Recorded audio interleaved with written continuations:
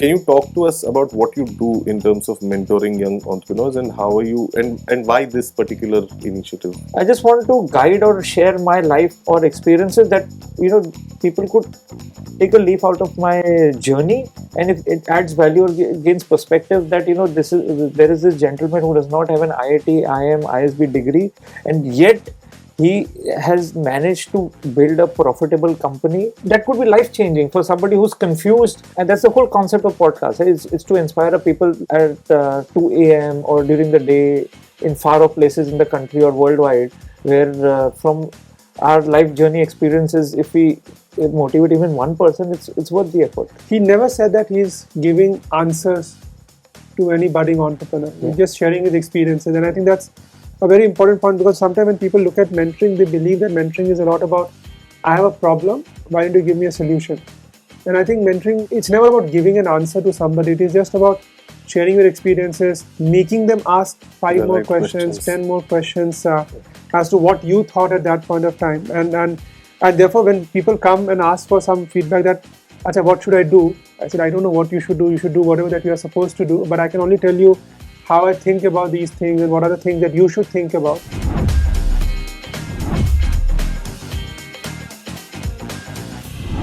Hello and welcome to episode 3 of upGrad's podcast, Aage Ki Socho. Previously, we've covered education and we have covered workforce. Today, we are covering the third aspect of the industry-academia partnership, which is entrepreneurship. With me today is Mr. Chirag Chhajer, co-founder of Burma. Also on his LinkedIn, it says that he's mentoring young entrepreneurs. I want to talk to you about that also. And we also have Mayank Kumar, of course, the co-founder and managing director of upGrad. Welcome both of you to this podcast. I just want to start off by setting context to our viewers on why we have chosen the two of you for this podcast. I think the two of you represent two very different sides of the coin of the Indian entrepreneurship. Mayank, you are the new age first generation entrepreneur. I want to talk to you about your experiences moving from a non-business family to become a businessman yourself. And Chirag, you're a mix of first and second generation entrepreneur. But I will sort of club you in the second generation or a business family versus non-business family, because I think those are the two large sort of sections that people are getting into, right? Entrepreneurship. So to start off, Mayank, if I can start off with you. Yeah. If you can sort of talk to our viewers and tell them how was your journey when you started off. Just think of it as an interview that I'll be starting off upGrad or no, from your journey. Probably talk about end of college and then. Yeah, no, I'll tell you something. Just growing up, because it's important to get the context. So I grew up in a very small town in Assam. So while growing up, you'll find it interesting, Chirag, that while growing up, in my family, stock market was seen as very negative thing.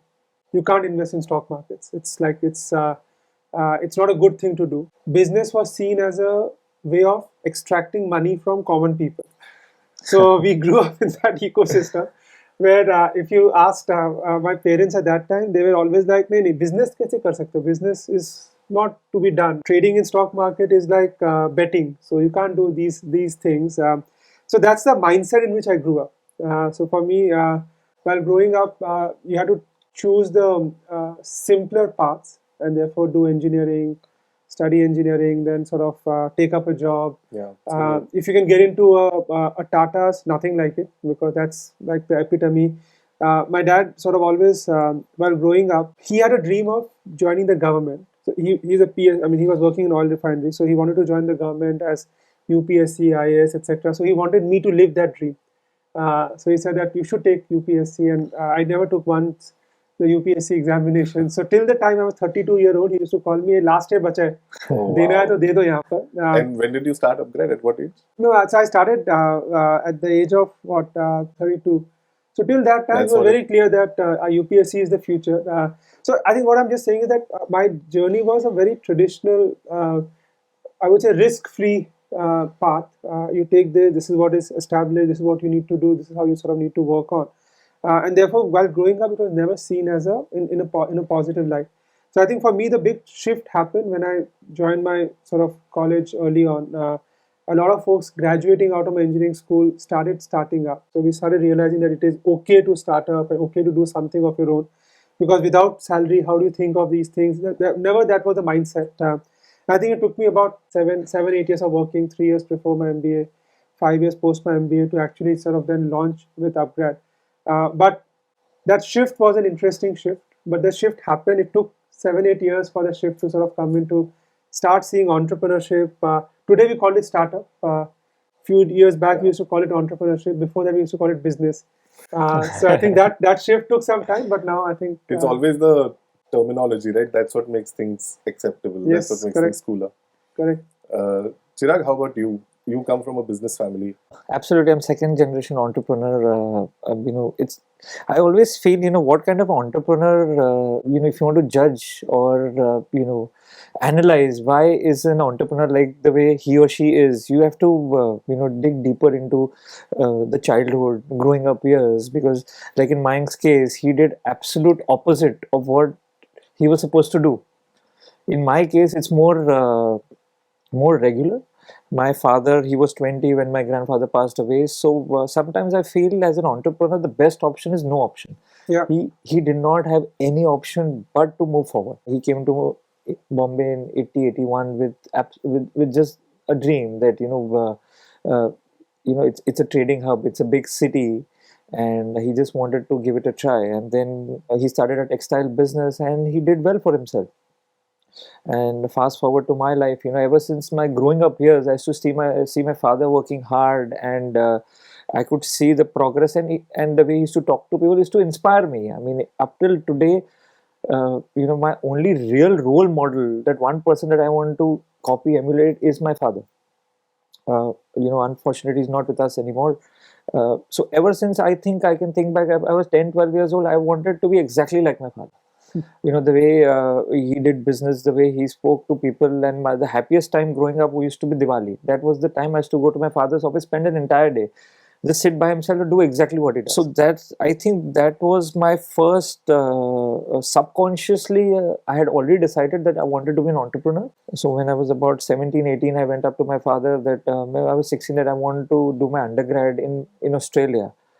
So those were the moments he would have said, no, why don't you do it in India? I would have immediately agreed, because I had that respect and regard for my father. He said, of course, if this is what you want to do, go ahead and do it. Wow. So I'll tell you how this has been very pivotal in my life. So I went to Melbourne, Australia. I was 18 when I went there. I did my undergrad for 3 years. That was my real experience of life, because I feel in India, you're very protected. Like in a Marwadi business family, you're very protected. You don't get to do anything on your own. So once I went there, I learned cooking, cleaning. I even cleaned the toilets and did my own groceries, education. I worked in a supermarket. I was working 20 hours a week. So that was my first experience of international food, how diverse food can be. Until India, it was aloo, bhindi, gobi, and maybe you go to multi-cuisine restaurant. That was the food universe. And there was fake Chinese. And of course, Indian Chinese or manufactured Chinese. Real Chinese. Yeah. So that was my life. So my horizons broadened, and I feel at that young age you are very adaptive. You are very receptive to new information and newer things. So that was first landmark in my life. And when I finished my graduation, again I had my conversation with my father. He's like, you want to pursue a career there, you want to take up a job, it's your call. I'm like, no, I want to come back and join the family business. So as soon as I got my result, in a week's time, I still remember 17th of Feb 2008, I landed in India, and 18th of Feb I was in office. So I was in a hurry. There was some impatience to get into the workforce. So I joined my father's business. We are textile traders. I learned for about 18 months, I just shadowed my father. If somebody asked me at that time, what are your roles and responsibilities? I would have said, get up, go to office with my father, come back with him. So subconsciously, I was learning so many things. If he was talking to a senior staff, I was learning HR. If he was talking to a supplier or managing his manufacturing supply chain, I was learning supply chain, and then how to talk to our suppliers, and then we was giving payments. So I was learning accounting. So all these things I was learning, but I didn't know what I was learning. I was so just going to ask, were you slotting it as absolutely not? Absolutely not. It was just a collection of data, but I just did not. It was all unstructured. And then about 18 months later, then I started finding a place of my own, and I took up a department and I started working on that. And my father absolutely gave a free hand. So what is the worst that you will do? Lose money, not end of the world. You'll learn something. So that gave confidence. But as a 22, 23-year-old, 1 lakh rupee, 5 lakh rupee is a lot. At that time, in our pockets used to be 500 rupees, 1000 rupees. That's too much. So I'm just talking about 2009, 2010. Now money is very different today. So so that was the push that he gave me. So now, fast forward again to 2013. That's when I reconnected with my co-founder now, Ankit Gupta. We went to the same school, so we've known each other since almost close to 3 decades now. At that time, he was working on a concept of a Burmese cafe. This is because his mother is from Burma, and he grew up eating Burmese food. So at that time, he was working on that concept, and we reconnected, we met, and we decided to not exactly. I wouldn't say decided at that time, that I was very keen and interested. And I said, okay, let me just take it back to my family business, because Ankit had the idea and I was interested in the idea. I wanted to contribute, but we needed finance, and I hoped that my father would fund it. So we got, so we could kickstart it. So I took it to my father and said that, this is a restaurant concept, and this is Ankit's background. From textile to restaurant. Yeah, absolutely. So I spoke to him, he listened to me, and he asked me how much of investment it is. I said maximum 50 lakh rupees. He's like, are you sure you want to do it? I'm like, yes, I'm very confident and I'm very passionate about food. I want to try this. He's like, done. No, it was not something that I'll think about it. No due diligence, no accounting numbers. Nothing. He's not like, I'll talk to this person from the industry. I will not, let me think about it. Let me instantly. Yes. So that, what happens when you're on the fence and when you're unsure and when you seek advice from somebody, so that can break or make your idea. The way that person reacts. I mean, I feel that's human nature. So at that time, if you would have said, let's postpone it 6 months, I wouldn't be sitting here. I mean, I wouldn't have been part of Burma for sure. So he said, go for it. So that's after that, I went back to Ankit. We formalized. We made a private. Sorry, I just want to ask you, because I think a lot of viewers, at least that's the picture that pop culture has painted for us, right? Business families are strict. Mera beta meri hi line mein aayega. Yeah.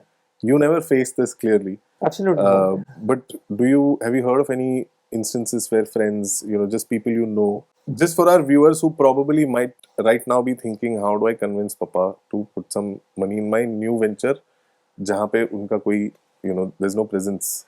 100%. I've seen some of my friends, they've always wanted to do something on their own. But I feel, it is not just a problem from the guardian.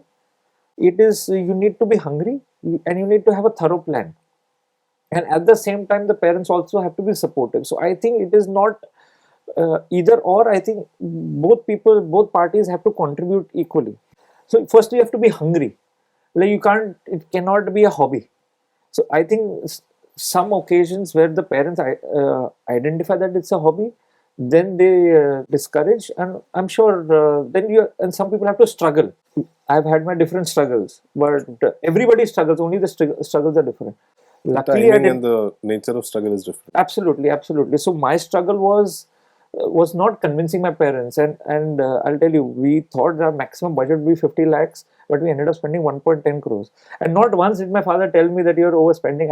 I think he already anticipated that whatever we are saying, we'll surpass it. So that was our first tryst with starting up something new, because we were budgeting for a lot of things. When we actually executed, it was far more. But I think as soon as we opened, after going through multiple challenges of finding good real estate and setting up a company, setting up systems and processes, the concept from paper to reality, food trials, all of that, we our first restaurant well live in the bylines of Fort, because that was the only place we could afford. Yeah. So the moment we started, from week 2 onwards, we had a 3-week waiting. It was overwhelming. So that's when we realized that we are onto something very exciting. And now there are 2 ways we could have gone about it. So sorry, Chirag, I just want to come back to it's just poking me. Yeah. Mayank had a very interesting laugh and a very specific look when you took us through how your dad supported you. No due diligence. I know that you have gone. You probably still go through a lot when you're talking to investors. who are probably not as kind, who are definitely not as kind as Chirag's dad was, or a parent would be to their child. What are some of the struggles that you went through when you first? I know you teamed up with Ronnie and whatnot, but even that conversation, I think we would love to know how your conversation went with Ronnie and how your conversations go with investors when you are looking to do a pitch or you want to convince people to invest in you. I'll maybe touch 2 points that Chirag said that it's important for everybody to take away. So one of the points that he said is that as an entrepreneur, and that I think goes for any professional, sometimes the best decision that you can take is when you do not have an option. I think he touched upon that particular point. And as professionals or as entrepreneurs or as individuals, we always want to have options. ये भी करते हैं, ये भी करते हैं. The moment you shut down options, the decision making gets very, very convenient and very, very smooth. And I think as somebody starting up or as somebody sort of coming into the space, you cannot have multiple options. And therefore, shutting down options is sometimes the best things that you can do as a professional, as an entrepreneur. I think that's a very important point that I do not want that to get missed out in the larger context, because whatever that you're doing, do not have the options. अगर आगे बढ़ना है तो आगे बढ़ना है. There's no side जा सकते हैं, आगे जा सकते हैं. अगर company चालू करना है तो company चालू करना है. And therefore there should not be a second sort of thought coming in the process. And I think the second point that he mentioned is when you are even giving feedback to his sort of story of his father coming and saying, okay, let's do it. I think that's a very important point, that as a decision maker or as somebody who's sort of managing a large team, etc., you cannot be that two ways in your decision making. You have to be very clear in that decision making. As he said, that if his father would have said 6 months wait karo, so he would not have been here talking about Burma. True. And therefore sometimes the decision making also has to be very, very clear when you're sort of running a larger organization, or even when you're sort of managing your sort of day-to-day professional career, etc. Now coming to your point, so far, I mean, our journey was slightly different. So I sort of happened to collaborate and co-founded with Ronnie. So Ronnie was the one who was the investor, come co-founder.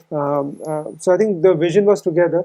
But after that, for the first 5 years of our journey, we never went out to raise any external capital. We said, okay, chalo, we'll do it internally funded and sort of manage it internally itself, rather than going sort of out and raising money.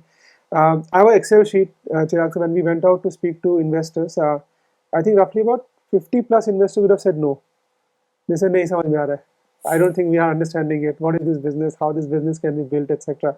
And that's the point that I think, because when we started off, we took a lot of counterintuitive calls. We said, we'll offer a pure online program. Where at that point in time, pure online program did not exist. There was always hybrid, blended, something kahin pe jana hai, kahin pe aana hai. We said our programs would be about, if it is online, it was said it should be free. We said, we're not free, we will make it 2 lakh rupees ka program. And at that point in time, people said, nobody sells it at 2 lakh rupees. Yeah? People are selling it at about 5,000, 10,000. How can you sell at 2 lakh rupees? Then earlier online program used to be for 1 month, 16 days, 18 days, 2 months long duration. We said it will be 1 year long duration. So we took a lot of calls, and everybody, when you're starting up in education, they say go B2B first. We went B2C first. So I think some of the calls that we took were very counterintuitive. I think very similar to what Burma has also done. So when we went to the market to say, okay, this is what we're doing, so this will not work out. When many people told us it is not going to work out, I think my confidence level went up really high. Because that's the time I realized that if they're not getting it, it means that we are doing something really, really special. Because like you said, the product market fit, right? 3 weeks of waiting, that mattered a lot more to me than investor understanding what we are doing. And that's the time when I realized that if not a lot of people are understanding, because the early stage of our journey, right? I mean, the penetration was very low. It is not an industry as mature, let's say, as restaurants would be. So when people are not understanding it, I just felt that I think we're absolutely on the right path. We're doing something very interesting, very neat. Consumers and customers are loving us. That's what matters the most. If they're not able to understand the concept, let's continue sort of building it in the right way. Which actually means that there is a product market fit. Yeah. But the product is so new that investors are not able to slot it. There's one very interesting thing, and I think I spoke to Chirag also once earlier also. There's one point that it has stuck with me, is that you have to believe in one truth that nobody else believes in. Yeah. And that's the thing that I always sort of value, that when you're starting something new, you have to passionately believe on something that everybody else will disagree to you on. If everybody is agreeing to you on that particular point, then you're not onto something massive. You're onto something good, but not something huge. And that one thing, as a starting entrepreneur or as a professional, as somebody looking at building their career, needs to keep it in mind. And I think Burma Burma story also, you guys took a lot of counterintuitive calls. Absolutely, absolutely. When we were talking about, I could relate, 100% to the calls that we took. So I'll just tell you a little bit more. In 2013, when we were working on the concept, and since Ankit is from the industry, we went and we spoke to about 50, about say 80, 100 people just to get a feedback. This is what we are working on. We said that we are starting an all Burmese restaurant, vegetarian, no alcohol. 100% of the people said, don't do it. Burmese does not exist. Add little bit of Pan Asian. Some people said vegetarian. If you really don't want to go low on meat, add it. At least have chicken. People love chicken. Third sector people were like, if you don't want hard liquors, at least have wine and beer. So this was because everybody in the industry, I would not say brainwashed, were made to believe that these are the things that work. And but both of us, like Mayank mentioned, that our confidence grew because we knew something that the others were not onto. Because we believed that good food always sells. There is a place. The longevity, the duration that a restaurant will survive will depend on the quality of food. And what we were providing was an alternate to an authentic experience. It could be Chinese. So we did not have a direct competition, but we were competing with that evening out or lunch or dinner. We wanted to give an alternate option. Right. That's what we believed in. And instant connect with our audiences. And within the first month, there was a 3-week waiting. We never anticipated that. And all the people who said that you shouldn't be doing this were congratulating us in like 6 months' time. I also was one of the people waiting for weeks before I got a reservation. So Burma started in 2014, right? 2014. So we'll complete 10 years in about 2 months. So I'll tell you. So I was out of Bombay for about a year. So I was in Bombay throughout, but just for one year I was out of Bombay. That was around 2013. 15 is when we started upGrad. So one of the first thing that I did when I was back was to travel Burma. Long time back. The fourth restaurant. Thank you. Glad to know that. Chirag, I also want to ask you, on your LinkedIn cover picture, you've put up a creative which says you're mentoring young entrepreneurs. We work with Ayush from Finit, and I know that Ayush and you did a podcast sometime last year, and I know you're also business associates. Can you talk to us about what you do in terms of mentoring young entrepreneurs, and how are you, and why this particular initiative? My personal opinion is when you're 18, 20, 22, you want to do too many things.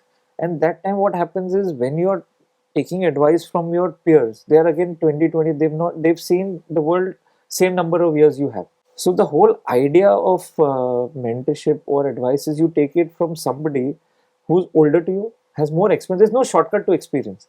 There can be, a 20-year-old can be brilliant at what he or she does, but they cannot have the same experience as a 30-year-old. You've seen the world more. So I feel that, sometimes, younger generation, whatever you call them, Gen Z, Gen Alpha, there has to be a strong mentor. Like in my life, I had my father. That keeps you grounded. You have to go through the grind. Does not matter what your IQ is or who you are. You have to go through the grind. That's what I feel. Then again, there's no wrong answer. It's just my personal opinion. You have to go through the grind. And sometimes to be patient for 2, 3, 4, 5 years, people don't do it, and they embark on a journey. It does not work their way. They change, they pivot. Sometimes it's for the good, but most then they go into a cushion of a job and their dream dies. So when I say I'm open to mentorship, I just want to guide or share my life or experiences that people could take a leaf out of my journey. And if it adds value or gains perspective that there is this gentleman who does not have an IIT, IIM, ISB degree, and yet he has managed to build a profitable company. So I feel that could be life changing for somebody who's confused and who feels the only way to do it is raise money on idea and do something that is successful in the US. That is a way, but that is not the only way. True. And there are a lot of people come from family businesses. They have this idea that they want to do, but who do they speak to? If, like you said, if their family is not receptive or not, who will they speak to? So it's sometimes it's very a lot of people are like closet entrepreneurs. They have a day job, or they're working in a family business. They don't truly enjoy. They want to do something else. So who do they speak to? How do they take inspiration? And that's the whole concept of podcast. It's to inspire people at 2 a.m. or during the day in far off places in the country or worldwide, where from our life journey experiences, if we motivate even one person, it's worth the effort. Can I just one point? So I think one of the points that he mentioned. So I think even if you heard what Chirag said, he never said that he's giving answers to any budding entrepreneur. He's just sharing his experiences, and I think that's a very important point, because sometimes when people look at mentoring, they believe that mentoring is a lot about, I have a problem, why don't you give me a solution? And I think mentoring is never about giving an answer to somebody. It is just about sharing your experiences, making them ask five The more right questions, questions. 10 more questions as to what you thought at that point of time. And therefore, when people come and ask for some feedback that, Acha, what should I do? I said, I don't know what you should do. You should do whatever that you are supposed to do. But I can only tell you how I think about these things and what are the things that you should think about. And I think the biggest thing that as experience teaches you is that, look, you know 20 other sort of alternate solution that will come up. And at the point of time when you would have taken the decision, you would have thought about 5-6 things. And I think the best thing that as, let's say, an entrepreneur who has been in the ecosystem for quite some time can do for a younger entrepreneur is just to make them bring out those options and make them bring out those questions. And the more that entrepreneur thinks about it, they will find their own unique solution, perhaps better than what the other entrepreneurs would have thought about earlier as well. I agree. I think it's a great time for entrepreneurs in India for sure. And if now entrepreneurs like yourself are also mentoring them, I think the future looks very, very, very bright. I now want to talk about the future and where do you see entrepreneurship going in the next 5 years, right? We've seen a sudden burst of startups. Is that going to continue at the same rate? Are organizations and even entrepreneurs who are just starting up, are they going to mature already from the trends, the decisions, the events that have happened in the startup world? There has been a lot of growth. There has now been what they're calling global slowdown in funding. There have been decisions taken by companies and entrepreneurs. So do you think the next generation of entrepreneurs and startup owners would come more mature, learning from probably some of the mistakes and some of the successes that you guys have made? Are there initiatives where we are growing entrepreneurs the way Chirag is probably doing in a personal capacity? Should India be growing entrepreneurs? Where do you in general see entrepreneurship go in the future, starting with the next 5 years? I'll start with you, Chirag. So one thing is certain, India will grow at a very fast pace. India will become a 5 trillion economy. It's only a matter of time. So how will India get there? So the responsibility will be shared. Chunk of responsibility has to be shared by MSMEs, which people don't talk about that often, startups and businesses and people in general. So there will be a paradigm shift. So when you talk about there has been a dearth of funds and funding has slowed down. So you have to, what I feel, how I see this entire situation is post-COVID. There was easy access to capital. Anybody with a good idea and a fancy degree was getting funded at insane valuations, because what people were doing, that they were saying that India has a population of 140 crores. In 5 years we'll get 10%, 20% of market share of the country, which I feel is misappropriation of numbers. To give you context, Zomato in 12-13 years has managed to get 70 to 60 to 80 million active monthly users. As per my research, that number could have grown. Right. That is roughly 5% of population. They're market leaders. So it sounds fancy in a pitch deck, but in reality, it's very different. So like you said, 2021, 41 billion was the amount funded in startups. Then it was halved in 2022 to 21. Now again, it's halved to 11 billion. Because it is the same businesses. So there will be a paradigm shift of new age businesses who begin with the idea of profitability. Because this era of startups, it was all about scale. And I feel more than the entrepreneur, the VCs are to be blamed. Because they want 20 exits in 5 years. That is just not possible. It could happen with 1 or 2 businesses, but it cannot happen with any businesses. True. So there will be a paradigm shift, and the businesses that begin with the concept, okay, I want to build a profitable business, solve a problem, scale up more organically, I feel they will do well. To give you more context, that when we are pitching, like we have raised a Series A and now we are raising a Series B. every some of the investors always tell us your product is not scalable. Why isn't a QSR? So I ask them back, tell me one QSR that's profitable. Does not matter, but it's scalable. I'm like, first thing that I learned in business, I mean, I'm not saying that I know it all, but it has to be profitable, or you have to be profit conscious. So we are like, we cannot give a 20x return in 5 years, but we can say that you will get 4 to 5x return in 5 years, which is phenomenal in my opinion. So that paradigm shift of VCs has to happen. Profitability has to take center stage. Of course, scalable businesses are important, but not at the risk of profitability. True. So all this will happen. India will grow. Only the mainstream heroes will change, but India as a country will definitely grow at 6-7% of what it is growing. It could go up to 8-9%, which is very difficult, but 6-7% will keep growing. So that's my personal opinion.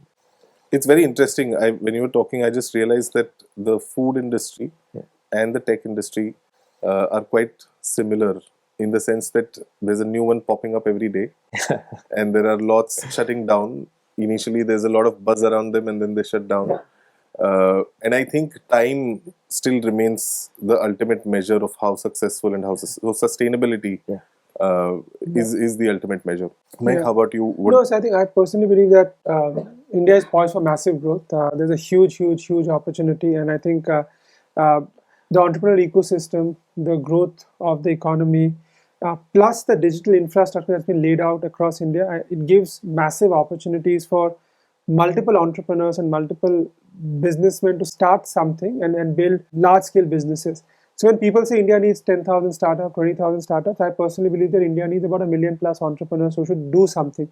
1 million plus doing 10 jobs, 15 jobs, 30 jobs, or setup gives an employment opportunity of 20-30 million people over a period of time. So I think that is bound to happen. And there was an interesting thing, Shreyas, I was just reading some days back, which was about rise and fall of large countries and why some countries become big. So I think there were 3 or 4 patterns that I sort of noticed. So one was this entire rise of the Dutch economy, largely built on shipbuilding, and it collapsed. And then we had the British coming in with imperialism, colonialism, and sort of picking it up.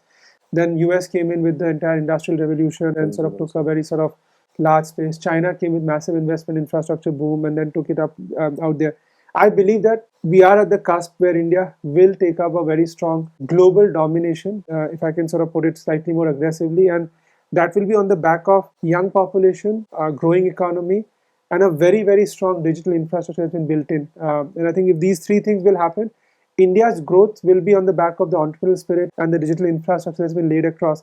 And we could actually take up a global domination power. So what Chirag said, maybe in 3-5 years will be a 5 trillion economy. But I personally believe that India will be among the top 2 or 3 sort of economies, and maybe very soon hopefully in a lifetime, the number 1 economy. But if you have to play in that game, you have to be focused and you have to be on with that journey. I think one of the points that Chirag said, that you start something and if it does not work, you move out. And restaurant businesses, as you said, start and stop. But whosoever will stay on course will see the result. And that requires a lot of patience. A lot of times you will go down. At that point of time when you're going down, it does not mean you switch off and you sort of turn it off. You find ways of making it work and sustaining it, because the economy will grow, the country will grow, and it will require many more entrepreneurs to come and set up something strong and meaningful, which will impact a large number of people and will sort of establish a very strong business culture, very strong large organization coming out of the country as well. Let's move from an India level to an individual level, right? Mayank and Chirag, let me tell you, each and every one of your employees aspires to leave their jobs and start their own business. It's true of everyone. Some people might be at a pipe dream stage where they'll never do it. Some might quit tomorrow and start their own company. But everybody, and it's thanks to you guys that we are all inspired to become entrepreneurs. So for an individual, I'll start off with my example. Okay, I have around 10 URLs that I have bought over time for all these different ideas that I had. Okay, none of it has really moved into anything beyond the idea. And we all know that investors largely put money behind your ideas, but it's the execution that has to deliver on the promises to the investors. So for a young entrepreneur, forget me, I'm too old and I have too many EMIs and whatnot. But for somebody probably a little younger who aspires to start up, I know people my age also aspire to start up and they do also. But let's talk about a younger, more realistic audience who can start their own companies at an individual level. How do you know that you've hit gold with an idea? How do you take that idea and build it into product? Because idea is one thing, building it into product is a whole other beast altogether, and then running the business is a third beast. And what I'm told is that beyond all of this, approaching investors and getting funding is a whole other different kind of animal. So four very, very strong things: idea, execution, running the company as a business, and then talking to investors. So for anybody young who's probably thinking of starting out on their own, how do they go about structuring their journey? And it might not be these four, this is what I've heard. Are there any other steps that can be taken, or any sort of guidelines that you would like to pass on to For younger individual. people? Sure. So, firstly, I feel idea is one thing. You have to be a dreamer.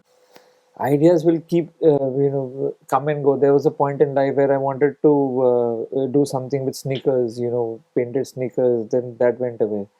I feel that once you come up with the idea, you should give it a month.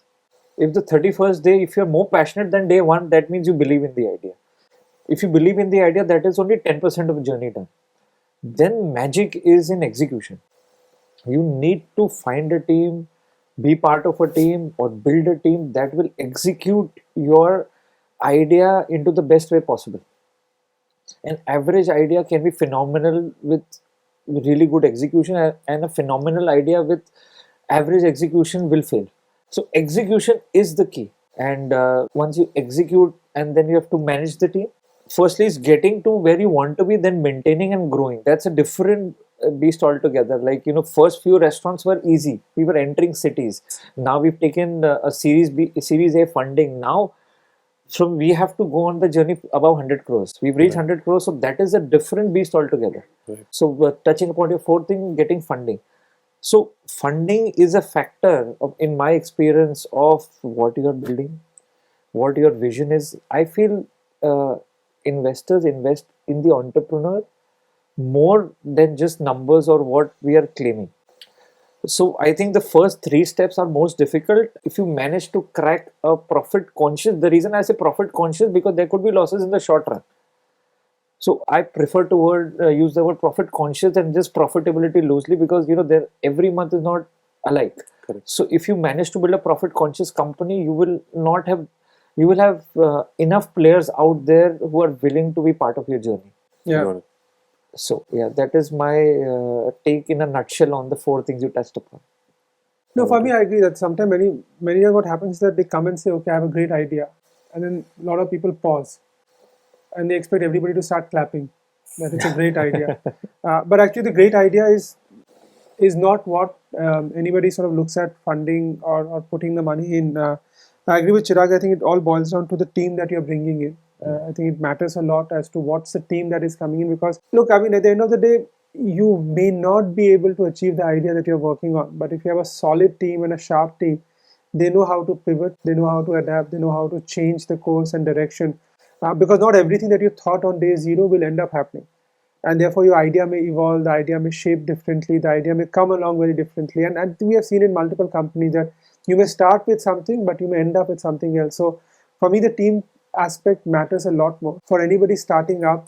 So to your example, if somebody is thinking about it, and I agree to Chirag's one point, which is that 30-31 day analogy. You have to be super passionate about that particular idea, that you have to just think day in and day out and believe that this idea is strong and you can actually do something very interesting in that particular space. And the more the passion grows, I think I remember my case. So when I was starting up, I had a clear idea what I wanted to do. The more I started thinking, the more I started getting into it, I just felt, look, I mean, it's just a no-brainer. There's no reason why it should not be done. And if I'm not doing it, somebody else will do it. And therefore, having the passion of the idea is very critical. But more than that, when I was starting up, I had to just imagine my team. That, okay, these 2-3 people I would like to have with me and work along with me. And that was a bigger game changer than the idea itself. Because the team is what sort of matters, and the execution of the team is sort of what matters. I also look for one other thing, more than, developing of the product, running of a business, what you said, Shreyas, is a given that you will have to sort of pick up as you go along. But an interesting question to ask is, what is it that you do that is so unique that others will find it difficult to replicate? Which is the point that I was saying, that nobody will believe in your idea, nobody will believe on this thing. But a question that I ask always an aspiring or new young entrepreneur is that, what is it that you are doing that others will find it difficult to replicate? Which means that what is your core competency around which you will build the business on? Who will be your most important hire? Which department that you will spend most time and energy into? And therefore, that questioning is what will lead to your secret sauce. That you need to have a secret sauce. The secret sauce could be a great recipe. The secret sauce could be great execution. The secret sauce could be a phenomenal distribution network. The secret sauce could be network effect in many of the companies. But whatever is the secret sauce, you need to believe that secret sauce and work really hard to make that really strong. So for us at an upgrad level, when you're starting up, you could have built a strings, marketing, good brand, strong sales. We said our secret sauce is very rigorous education, because the rigorous education will give a result. If the results come, things will happen. So we focus a lot on building a product and learning platform, technology, and the pedagogy. And that's what we invested heavily on in the early days of our journey. So knowing these 3 or 4 things, passionate about the idea, having the right team for execution, and then knowing the secret sauce is what sort of defines a good sort of venture at the early stage. And if you get these 3 things right, the rest is hygiene for me in my mind. It's a very interesting point about finding your secret sauce, right? But again, as somebody who's not in your shoes, So I'll give you a secret sauce. I'm sorry I'm cutting you there, but the secret sauce, sometimes when I ask the question like, what is it that you do others will find difficult to replicate, or what's your differentiation, I ask that question. Many a time people confuse differentiation with positioning, and they start saying, okay, for example, I mean, in case of Burma, they say, okay, our differentiation is that we will be a veg restaurant, and we will be a no alcohol restaurant. But that's just positioning. They do something which is very unique, that allows them to be a restaurant that offers only veg and no alcohol, or for Indigo to land on time or take off on time. The secret sauce is not that they land on time. The secret sauce is do something that will make them land on time. Knowing what they do really well, and therefore one of the biggest functions that they have is how the entire process and operations of planes landing, food coming in, food coming out, everything is designed with that. Now they're coming in with 5 minutes before departure, they will come with all the things you can throw them in, and then they will come back again with one more round to put things back in. They have designed the systems in such a way that the moment the plane lands, it's ready to take off again. And some of these things you have to realize as to what do you do so unique that others find it very difficult to replicate, matters a lot more, and that's the differentiation rather than true. positioning of the business overall. Yeah, I think positioning eventually comes from your secret sauce. Positioning It's comes as the the final outcome of plating this thing, of yeah. your secret sauce, Yeah. and not the secret sauce itself. Chirag, how about you? How did you go about finding what your differentiation, or what is your unique secret sauce? When we started off, we never, even though we were vegetarian and no alcohol, we never positioned ourselves that, we are a vegetarian restaurant. We are a Burmese restaurant that happened to be vegetarian. We focused on giving a holistic experience that differentiated us, and in a way, partly our secret sauce, that we were not part Chinese, part Thai, part this. We were an authentic Burmese experience. As soon as you entered the restaurant, right from the interiors to the food, the decor, everything was something taken from Burma. Even the name, right? It reiterates by Absolutely. itself that it's Burma and only A lot Burma. of people ask us that. We just thought that we say it twice, it leaves a better it's catchy. expression It's catchy. impression than just saying it once. So these are just, it's a very small thing, but this is what we did, and people remember, like Burma. People remember. If you would It have is just catchy. been Myanmar Cafe or something, it would have had a different psychological impression of that. So True. these are the small things, and our secret sauce is execution. One thing to develop a concept, just roll it out. But the way we executed, our team, how they maintain the food cost, the consistency, and we would like to believe that our service is at par with fine dining. We are a casual dining restaurant, and our systems or processes are closer to a QSR, like a McDonald's. They have systems and processes. So it's again hybrid. Like I said earlier, I'm a traditional entrepreneur who's using startup tools as private equity, and finance and running a traditional profit conscious business. Same way, we are a casual dining restaurant using taking a leaf out of fine dining service that we put it in our casual dining space, and also system, process and consistency that a QSR has, like a Subway, McDonald's. We've taken that, so it's like a hybrid model. We've taken best from the other two worlds and put it all together with an authentic Burmese experience that nobody else in the country has been managed to crack in the past 10 years. And then we've come up with our own hybrid version. How have you been so lucky as to, because I just want to pick up this thing of the only Burmese restaurant. You've existed almost 10 years now. You were clearly doing very well. How have you ensured, I mean, there's no way to ensure, but how have you been so lucky that there is nobody else opening up another Burmese restaurant? So I have a different take on that. I feel as competition grows, it's good for business. Yeah, very good for business. So I would not say, Lucky. if you were to say lucky, I would say we are unlucky. Whichever city we enter, we have to create a market for that. I'll give you a small example. We are not there in Chennai. We are there in 8 cities. We are not there in Chennai. If a Burmese restaurant was in Chennai and we entered Chennai, so we don't have to do the initial groundwork of educating the people. So I feel competition is good for us. Competition goes in every business. If you don't have competition, specifically in a market which is new and upcoming, it's very difficult to build the market on your own completely. We want new players to come up. Like there are a few Burmese restaurants in London and San Francisco. I mean, it's our next challenge that we want to take up on international expansion. But if you were to enter those cities, there's only a Burmese restaurant. People have some benchmark to cover it to. We'll be either at par, better or worse. That'll be a whole different challenge. Absolutely. Life is all about taking challenges. No? It's about, after a point of time, money becomes irrelevant. It's the challenges in life, it's the adrenaline rush, and things you want to achieve. So for the next round of expansion, of course, we're going to go to more cities and we are going to go deeper in our existing cities. But in 2024-25, we are exploring. We want to pilot one international operation, which we are going to do in Dubai. And again, breaking the norm of what all restaurateurs believe. Since I'm not a restaurateur, I'm not studied food. I'm just a businessman who happens to be in the food business. Everybody does a franchise. Very few people do a JV. We are going to go on our own to Dubai because we know ours is a profitable business, and with private equity, we have the money to fund it. Right. So there is no reason for us to franchise and leave our fate in other people's hands just because they're putting in money. And let's leave money on the table as well. Absolutely, absolutely. So, again, we are breaking that norm. So I feel at every landmark, every stage, we are breaking the norm, or at least giving another option that this is what everybody is doing, but this is also an option. We are not telling people what to do, but it's good to know there's another option as well. Right. I have a question, and I think we are sort of moving into the last segments of our conversation. We've spoken about, both your past. We've spoken about how India had looked at entrepreneurship. From the past, we moved to the future, and we've spoken about how the future is. We've gone from an India level to a individual level. Now we'll go right down to the idea level, and how, as somebody who wants to be an entrepreneur, how do I figure out what's my final calling? Okay, and I'll take a couple of personal examples. A few years ago, I had this. I just realized that parking का बहुत problem है India में, right? So then I thought Uber जैसा गाड़ी देता है वैसे valet का why can't we Uberize a valet, right? I want to go to some market area. I just say I want to go there. Give me a driver for that short term, whatever. So I thought of this idea.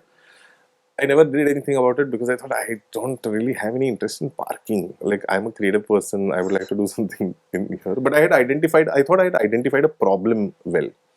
Whether the solution is whatever it is, but at least problem identification, right? That's one of the first things that you do as an entrepreneur. You identify a problem that you want to solve. But it was not an industry of my choice. I had no love for valet parking. So how do you really fix? Do you just see what am I passionate about? Let me find a problem there and an idea there and an execution there. Or do you just open your eyes and see what problems in the world can I solve? It may not be my area of interest, but it's still a problem that I've identified and I would like to solve for it. So how do you decide what's the one, what's your calling? Mayank, if you can... When you're thinking of an idea, or let's say problem, I mean, you can go either ways. You can go with a circle of competence that I only knew education, therefore I thought of an education idea and I thought about it. Chirag was in textile and he thought of food as an idea and then sort of moved in that direction. So both the ways are fine. But the most important thing is, again, go back to what Chirag said, that you have to be passionate about that problem. Having that passion and not emotional attachment, but just passion about the problem matters a lot at that point of time.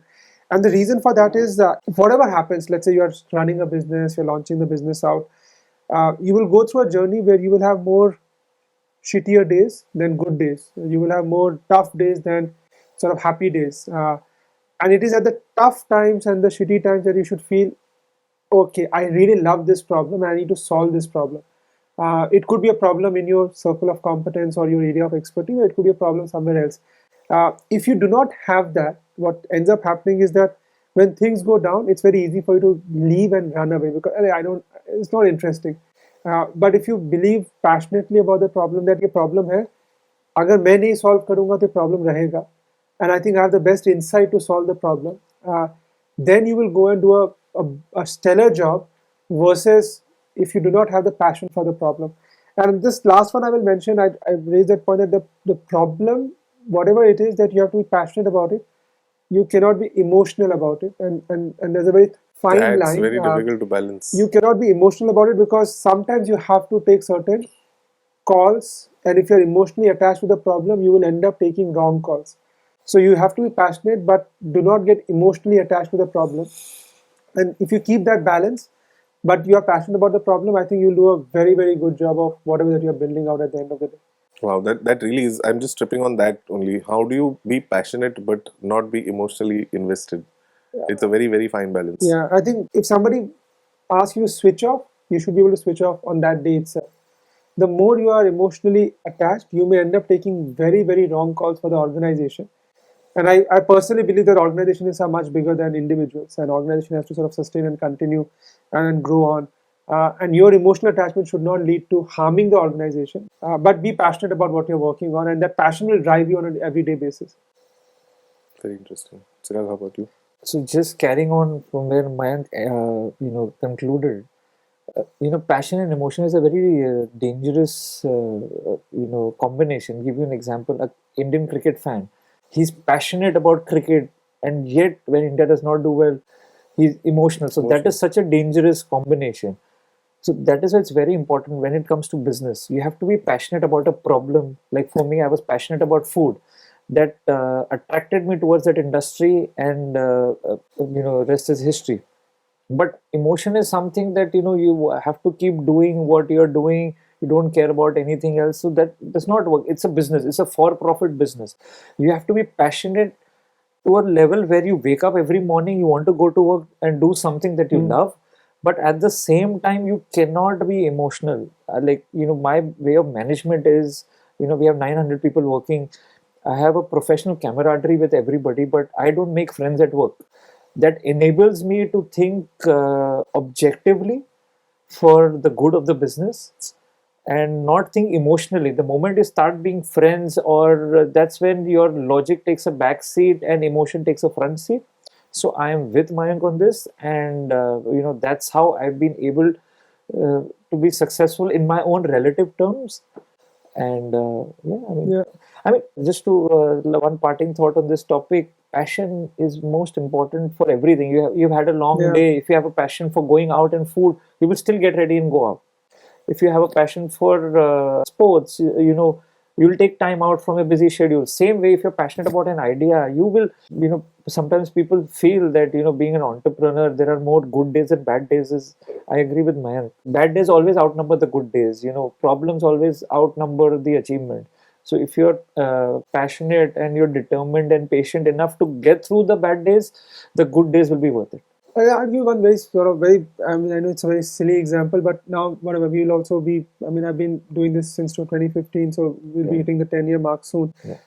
Not a single day I have not felt the urge to come to the office. Not a single day. And I can't think of a single day. I may be sick on 1 or 2 days where I say, okay, I'll rest it out. But even then, coming to the office is there because you are passionate about the problem. You want to sort of think about it, and it's not been even a single day that I can think that I said, okay, chalo yaar, aaj, I don't feel like going to the office. Not one day. Oh. I think that's my headline from this conversation, honestly. You could be in any business, you could be from whatever background, you could know what you're getting into or not. You could be good at a business, you could be good at getting investors, you could be good at the product itself, or you could be bad at other things. The one thing that will carry you through is passion, right? I think that's my single key takeaway. Yeah. Now, let me just add this one last thing into the mix. Passion is great. I want to be at a position where I probably can do a headstand on this table with one hand. I don't have the skill for it. So, in your experience, how has it been learning new skills as an entrepreneur? Because first you were in education, now you also have to look at human resources, you have to look at finance, you have to look at 100 different things. How important is upskilling in the journey of an entrepreneur? And I mean upskilling from a structured upskilling. On the job to sab log seekhte hai, even employees learn on the job. But what have been some of your experiences where you've actually had to take the time out at night, probably maybe 3 weeks every day, and learn about something, about an aspect of your business that you didn't know about, and you felt here's something that is lacking, and maybe because I'm not able to give it complete attention and comprehension, I'm not able to guide my team in the direction that I want. As you're building something, or when you're working, or when you're on a job, or when you're running a venture, two things matter a lot. You have to constantly unlearn a lot of things. What was relevant for me, let's say 5 years back, is no longer relevant. And as I said, if you get emotionally attached to that situation, you will always take the wrong call. So unlearning is very important. That's the difference between emotion and passion. That if you're passionate, you will forget about things and you will move on in a rational way about what the future is. And you have to constantly learn about something new on an ongoing basis, because something or else is changing. I mean, the problem that I was facing 5 years back is not the problem I'm facing now. The problem that I'm facing now has a very different skill set required than what the problem I was facing 5-7 years back. So I think in the context of that, I can say that, okay, on the job I'm learning and I'm picking this up. But I've realized, Shreyas, that one of the things that one has to do is, see, education and learning skills is something that requires a distraction-free focus. If you're focused on it in a diligent way, I think you'll learn anything. I think skills is something you can pick up very easily. You may not be skillful, but you'll be able to pick up things to an extent that you'll be able to sort of run things properly. But for that, you need to invest and dedicate time and effort. My one small example, not in work, because in work there are multiple examples. In non-work, I took this challenge that, look, I run, and I used to sort of run, and I said I want to run 42 kilometers, a full marathon, before I turn 42. And for me, that thought came in last year, half marathon. I said, कि अगले साल में 42 करना है. So I started running. I would run every 2-3 days. I was running 5, 10, 15 kilometers. And then in July, I realized कि August, September, I realized that इससे नहीं होगा, because I still am not able to sort of breach this thing. I decided to move up. I got myself a personal coach, a structured learning for that purpose. I decided to move on from a 50 or 30 kilometers per month to about 200 kilometers per month. I considered it for about 6 months, 5 months or so, and that allowed me to finish the full marathon with ease. It was not a pain, and I managed to meet my time. But had I not taken a structured learning, I would not have been able to do so. I would have been able to do so. I mean, I could do better, but I would not reach to the goal that I've set for myself. So when you take that mind on that, you just need to be persistent. I used to wake up at 3:30, 3:45 and go for a run at 3:50 in the morning. When I'm going out for the run, people are coming out for the party from the building. So I just realized that sometimes you have to sacrifice and sometimes you have to take that on. But if you do it in a structured way, results are much more. There's a reason why structured way of learning exists. There's a reason why education exists, because if you go through the rigor and the grind, results will automatically come in. Not because that grind teaches you on this thing, but if you go through the rigor, you will work hard. And I have a follow-up, like a very counterpoint to this, and I'll let Chirag answer that point. Sometimes people say, go to Siddhivinayak on Tuesday morning barefoot, and whatever that you wish will come true, or go to Vaishno Devi barefoot, and your wish will happen. And there's no scientific relationship that why that wish should happen. But my take is very clear that if you do that, you so truly believe in that thing to happen, that if you're willing to walk barefoot on Tuesday morning for a 12th examination result, you will bloody well study hard. So I believe that you have to go through a structured learning, and if you are doing it persistently, results will happen. Structure definitely adds a lot more sort of element that will lead to that result versus doing it in a very unstructured manner. That's actually a very relevant analogy, right? And come to think of it, a lot of the things that you learn, like swimming, driving, all the things that sort of stay with you, right? That give you the benefit every single day. Sure. You don't learn driving ऐसे ही चलाते चलाते मैं सीख लूँगा. You don't jump into the pool and say कि okay मैं करते करते मैं सीख लूँगा swimming. So structured learning, that way we talk about learning on the job, but I agree now with this analogy that structured learning is important for for lifelong, to retain that Yeah, it gives you information. the push. I mean, I think you can learn without that also, but it's just that in that short period you will learn and you will come out in a very sort of different way altogether. I'll give you one example. I'll answer your question with an example. In 2018, that's when we thought about let's explore the world of private equity, where our business is investable or no. I met somebody, we maybe handful of 3 or 4 investors. That's when we came to a conclusion that we are too young. The turnover is too small. So that was my first tryst.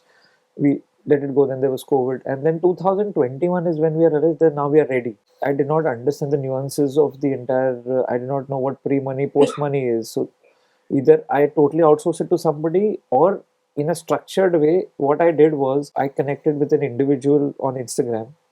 His name is Sarthak Ahuja, and that time he was talking about startups and things that I just messaged him on Instagram that I want to raise money. Will you assist me?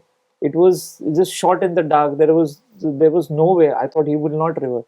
He reverted. We got together. I spent a lot of time understood. Upskilled myself, educated myself. This is how things work. We worked together to develop a business model. How MIS works and all of that. So it was a 6-month journey before we started pitching. So that was, in a nutshell, my crash course in fundraising. Before that, I did not understand what I understood profitability, but the difference between EBITDA, PAT, and all these nuances. That's how I updated myself. Now, I can give maybe a 5-minute crash course to budding entrepreneurs because it's been a couple of years. So then I worked with him, and I understood the value of a structured system because he was an expert in his field and I knew my restaurant bit. Either I, leave it on somebody else, outsource it, or I update myself, work together, and the output would be better. And after we started pitching in about 3 months' time, we raised, we closed our Series A. And now for when we are raising a Series B, so that information is with me. Like driving, I will always have that skill of fundraising, understanding. If a pitch deck is front of me, I can evaluate a company to the best of my ability, but I understand all the different aspects of it. Correct. So that is my way of answering your question. That you have to update yourself. The moment you stop updating and upskilling, that's when you stop growing. Very, very well put. I think I really wanted to sort of, what stayed with me was the fact that your or somebody else's experience became your education, because that's what structured education is, right? Absolutely. You can learn through experience also, Yeah. but when you sort of accumulate everybody else's experience, finesse it and present it well, then education, what it gives you, is that it's somebody else's experiences sort of accumulated, curated, and given to you as a pill, that you don't have to go through 100 years of experience to learn 5 things. Absolutely. Okay, thank you. It's been a great conversation. Thank you both for coming to this, and hopefully we should have it out soon. Thank you. Thanks for having us. Thank you for having Thank you. us. Thank you. you.